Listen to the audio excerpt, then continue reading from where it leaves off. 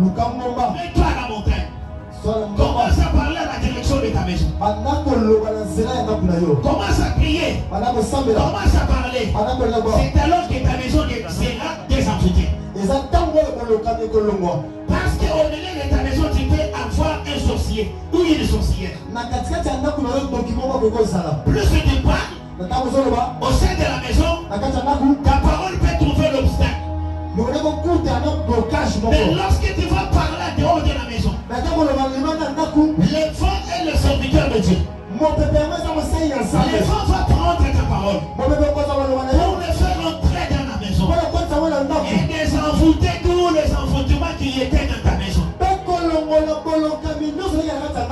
Amen. Amen. La Bible dit, Moïse est sorti. Il est sorti avec Israël de l'Égypte. Mais arrivé quelque part, les Moabites se sont levés avec l'objectif de barrer la route à l'Israël de ne pas avancer. La Bible dit, un roi s'est levé au nom de Balak. Il a envoyé ses serviteurs d'aller lui chercher Balaam pour que Balaam s'élève afin de pouvoir parler pour affaiblir Israël. Pour ce que le roi Balak avait besoin que cela arrive dans la vie des enfants d'Israël, c'était simplement l'affaiblissement des enfants d'Israël. Lorsque quelqu'un parle mal de toi, lorsque quelqu'un commence à te condamner, son but de poursuivre c'est affaiblir. Il a besoin de t'affaiblir. Balak lui-même ne pouvait pas se tenir. Il est allé chercher un homme.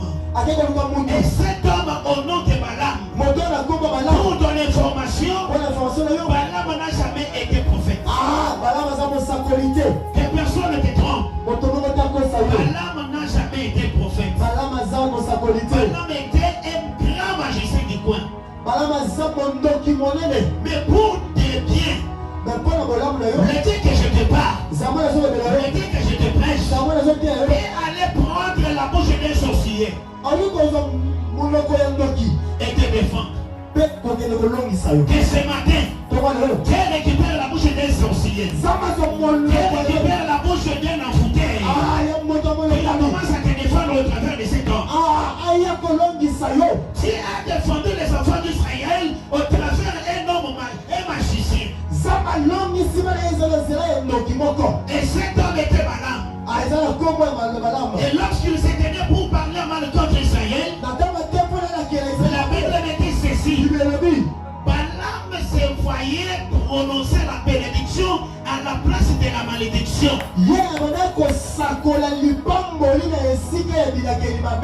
Que toutes sortes de paroles contraires à la volonté de Dieu parler et prononcer contre ta vie par les magiciens et les sorciers, par les démons de ta vie, les gens qui ne veulent pas ton avancement, que cela soit déclaré nul et sans effet. Que cela soit déclaré nul et sans effet. La Bible nous parle bien sûr de l'envoûtement. Et il nous montre comment est-ce que nous pouvons faire pour nous désenvoûter. Alléluia. Amen. Alléluia. Amen. Est-ce qu'on peut acclamer Jésus? J'ai parlé des buts poursuivis, c'est de nuire la personne, de faire du mal à la personne.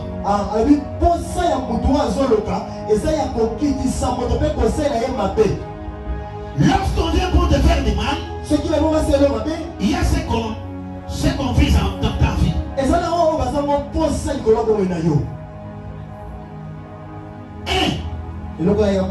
C'est ta lampe. Chacun de nous est une lampe. Chacun de nous est une lampe. La Bible dit ceci. Vous êtes les sels de la terre et la lumière du monde. Si nous sommes la lumière, c'est que nous sommes des lampes allumées. Et lorsque le diable vient avec ses envoûtements, il vise quoi? Éteindre la lumière qui est en toi. Éteindre Si tu n'avais pas écrit, c'est dans le livre d'Apocalypse, chapitre 18, verset 23. Nos ennemis visent à éteindre la lampe qui est à nous. Ça, c'est le premier point. Le deuxième point, il vise à rendre nos voix des voix qu'on ne peut pas accepter par les gens. Il commence à parler, celui qui t'écoutait ne t'écoute plus. Toi qui étais écouté, toi qui étais obéi, mais des fois, tu parles et personne ne fait pas attention de ta parole. C'est écrit à l'Apocalypse 18, verset 23. Aujourd'hui, je suis venu désenvoûter ta langue de tout l'envoûtement du diable. Ta foi sera écoutée. C'est moi de septembre. Ta foi sera écoutée. Ta foi sera écoutée. Ta lumière va s'allumer. Ta lumière va s'allumer. Ta lumière qui était éteinte, je les ranime au nom de Jésus. Je ranime la lumière de ta vie au nom de Jésus. Commence à éclairer les hommes. Commence à éclairer ta famille. Si dans ta famille, il n'y a personne comme lumière, comme référence, aujourd'hui, je te récupère. Je te lève à la montagne. Et je fais de toi une lumière. Je fais de toi une lampe. Je fais de toi une référence de ta famille, une référence de ton coin, une référence de ta ville, une référence de ton pays, une référence de tes amis, une référence de ton église. Partout où tu vas passer, que tout le monde dise, celui-ci, c'est un véritable enfant de Dieu. Amen. Que Dieu te bénisse. Alléluia. Amen. Dieu va ranimer la lampe qui est éteinte. La lampe va s'allumer aujourd'hui. La lampe va s'allumer. Parce que Jésus-Christ est puissant. Jésus-Christ est merveilleux. Jésus-Christ est puissant. Et ta lampe s'allume. Et ta lampe s'allume. Et ta lampe s'allume. Au nom de Jésus. Acclamons le Seigneur.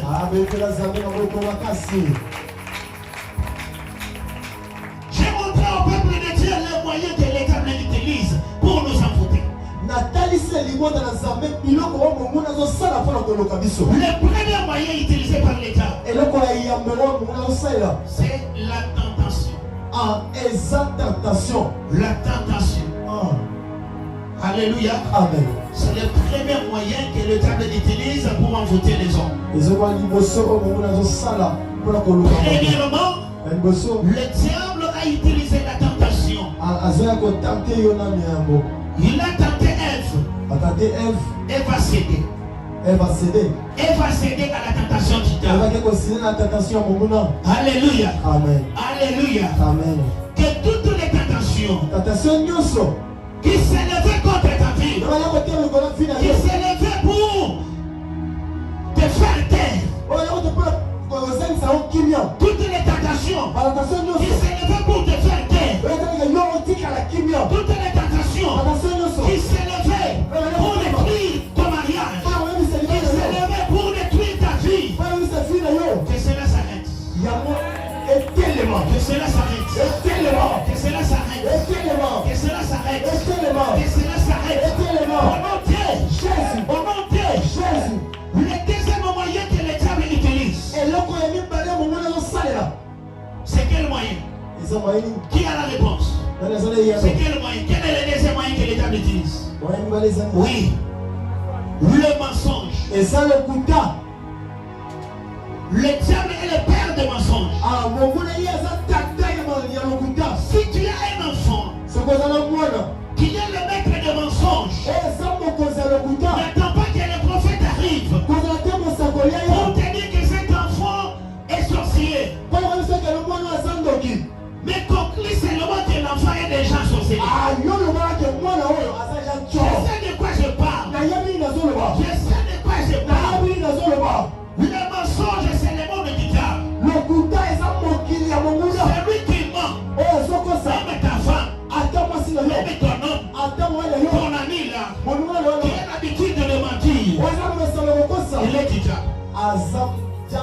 Il est du diable. Quel est le père de mensonge? Le père de mensonge s'appelle le diable. Mais Jésus, c'est le père de la vérité. C'est à toi de choisir. Soit la vérité, soit les mensonges. Alléluia.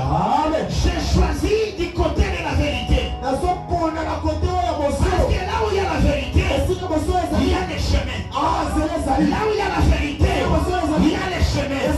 Là où il y a la vérité, il y a la vie. La vie se trouve dans la vérité. Le mensonge amène la mort.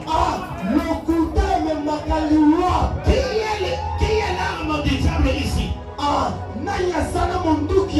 Nous détruisons toutes les semences du diable de mensonge dans ta vie au nom de Jésus. Le diable détruit ta vie à cause des mensonges. À cause des mensonges, un homme et une femme sont décédés. Pourquoi? Ils ont menti. Alléluia. Amen. Ananias et Saphira eux-mêmes se sont décédés de vendre leur champ et prendre l'argent, amener aux hommes de Dieu pour que cet argent-là puisse servir à l'avancement des royaumes de Dieu. Mais après avoir vendu, la femme arrive. J'ai l'impression que c'était d'abord la femme qui est arrivée. Parce qu'en matière d'argent, c'est des femmes qui prennent le devant. Et cette femme a pris l'argent. Elle arrive. Il dit aux hommes de Dieu, votre Dieu est grand. Vous avez un véritable Dieu. Nous sommes allés. Du coup, nous avons vendu les champs. Après avoir vendu, nous avons aimé de prendre tout, vous amener. En bon, que Dieu soit loué. Tout ce que Dieu nous a amené, c'est tout ce que vous avez vendu. Mais le Saint-Esprit, on ne le ment pas. Comme tu as menti, le Saint-Esprit va jouer un rôle dans ta vie. La femme est décédée sur place. Elle a laissé l'argent. Et Pierre a pris la parole pour dire aux disciples, prenez-moi cette femme, allez l'enterrer. On prend les corps pour l'amener au cimetière. La Bible dit, l'homme là où il était ne savait rien. Il est venu aussi pour ajouter du sucre et du sel dans la bouche.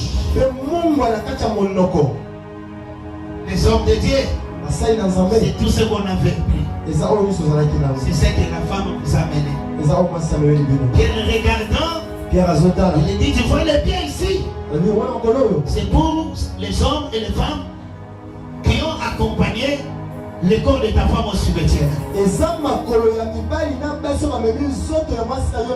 Comme tu as menti, tu dois aussi suivre ta femme. La Bible dit, l'homme est tombé. Il est décédé. On l'a mené aussi au cimetière. À cause des mensonges. Il y a celui qui est à côté de toi. Les mensonges tout.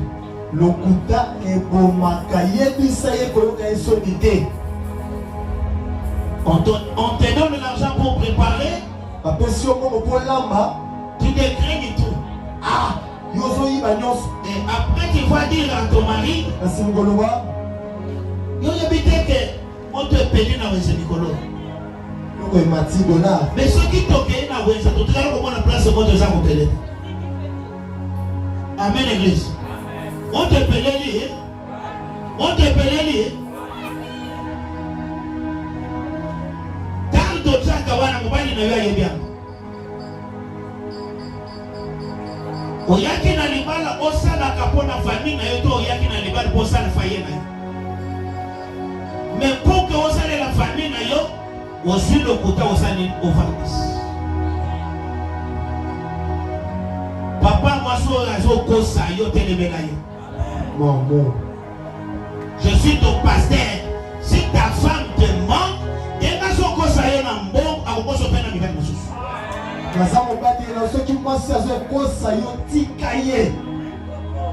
que ma papa va ça? Nalobité antikaye, nalobi atelemelaye. Ah, atelemelaye to bonisi. Amen, hein? Amen. Telemelaye, mais maya papa sert balu, basa de la délivrance. Peut-être que ça la kindo pesiye le kutawa. C'est ma papa va ça. Pour me mettre dans ma boko na yo kabine.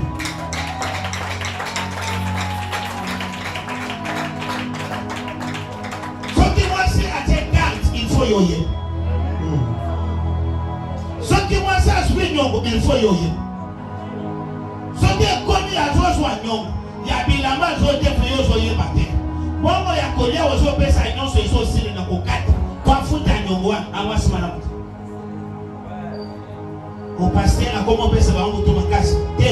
Moi je prêche la vérité. Les abo solo. Utoa lokuta azali moninga ya sata. Mondoke na maboko ya sata.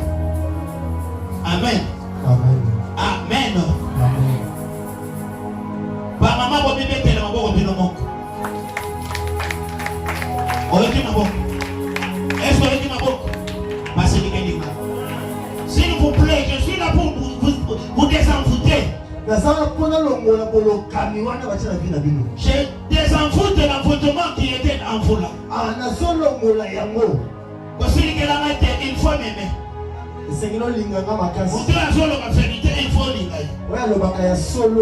Alléluia. Amen. Le quatrième moyen, le troisième moyen que l'État utilise pour nous envoûter, c'est la querelle. Querelle. Parce que l'État a un principe. Diviser pour régner. Jésus-Christ a un principe. L'unité pour la victoire. Tu choisis de quel côté? Tu es à l'église de Jésus. Ton travail c'est de diviser. Dans ta maison, ton travail c'est de diviser. Tu veux seulement que tes frères viennent dans ta maison. Mais tous les frères de l'homme sont des sorciers. Les sœurs de l'homme sont des sorciers. Mais tes frères et tes sœurs, lorsqu'ils viennent dans ta maison, ils sont saints. Ta maman elle est propre. Maman bokilondo. Papa bokilondo. Amen. Amen. Principe ni noir. Ozo sepele nambo mame ozo boya diete ezalaka. Vraiment. Et puis ozo loba na mobile na kama mama wa tanga mana l'aise. Na mona kaina ndako na ngate so kabota ngate yozo boni mauli ngana. Tala mfutuma. Azolo kande tango yoko boya baboti na yo. Sikoyo oza la sous malédiction. Parce que la Bible dit même s'ils sont de mauvais caractère, ils demeurent tes parents.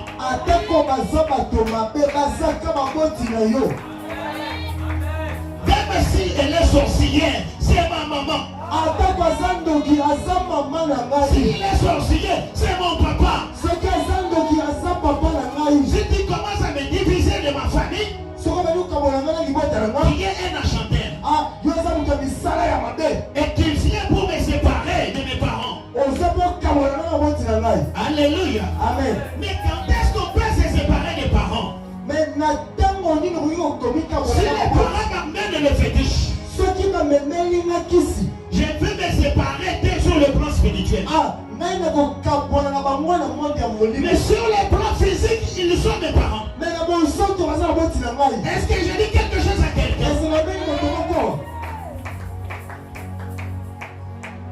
Côté beta touché na utepa mama mukwata ya côté na ndako na ye moto amesana ka boya l'église propre ndako zana na porte solo wana sima ya lipa batie mwamba na kokama ko bapesile solo ya masuba ya bana tina ndako ya mama baka oyo solo ba wozame mpana na prêtre ozata na prêtre ona kutaki bango na kombo na yo na monoko bazo tonga yo asa moninga mabe ogo ko fanta na yete amen tango solo ba makambo ozo visé ni Division.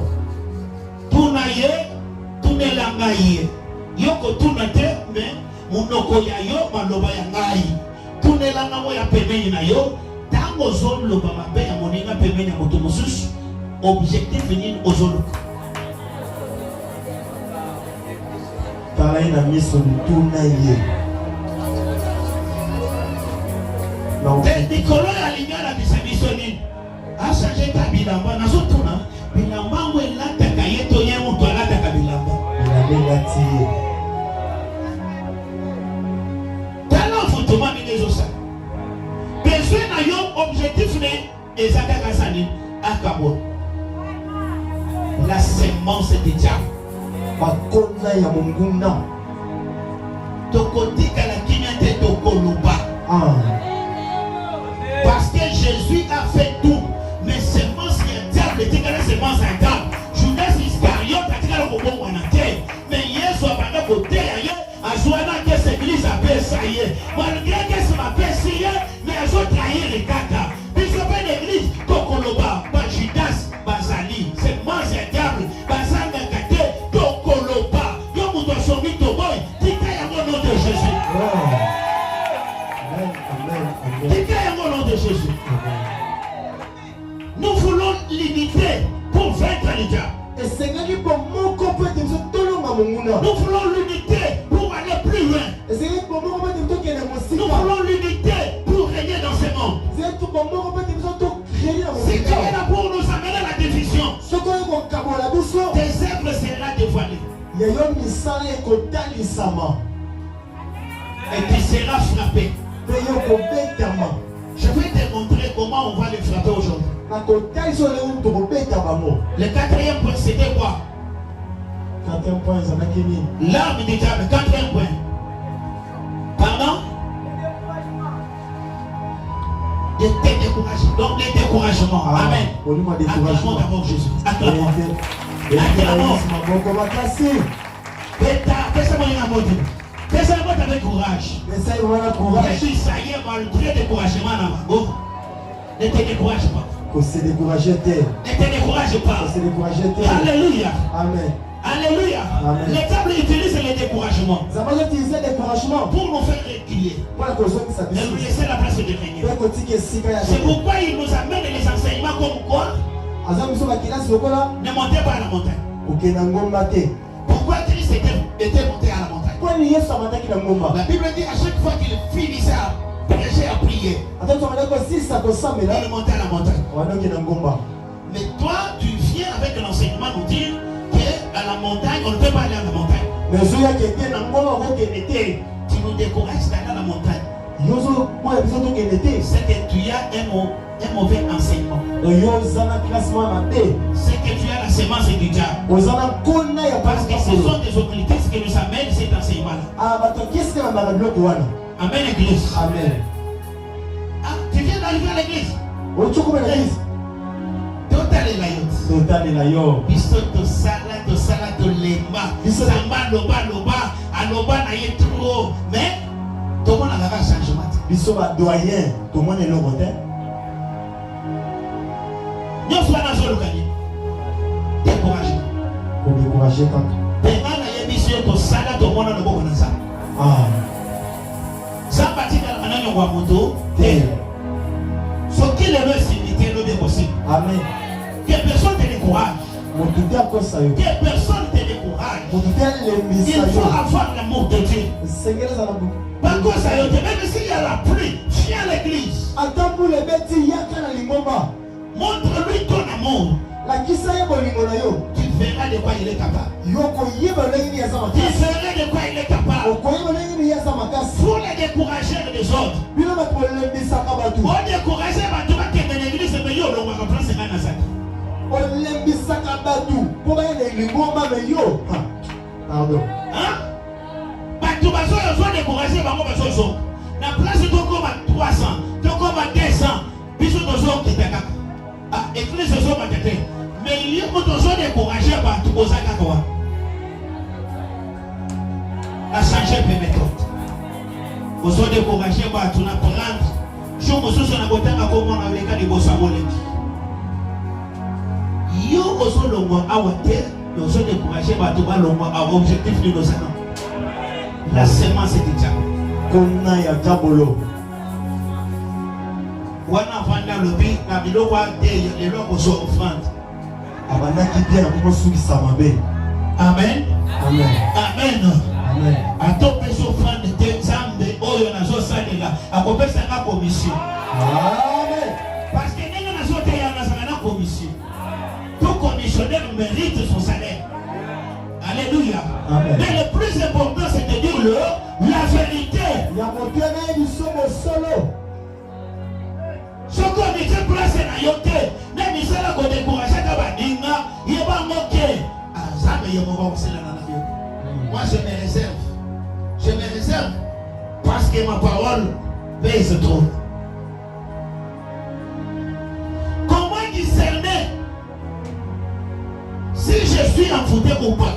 Lolei ya kososola soki ngai baloki nga to baloki nga te. Comment discerner? Lolei kososola. La première des choses, pour discerner que tu es envoûté, tu verras des signes comme quoi tu es malade d'une manière répétée.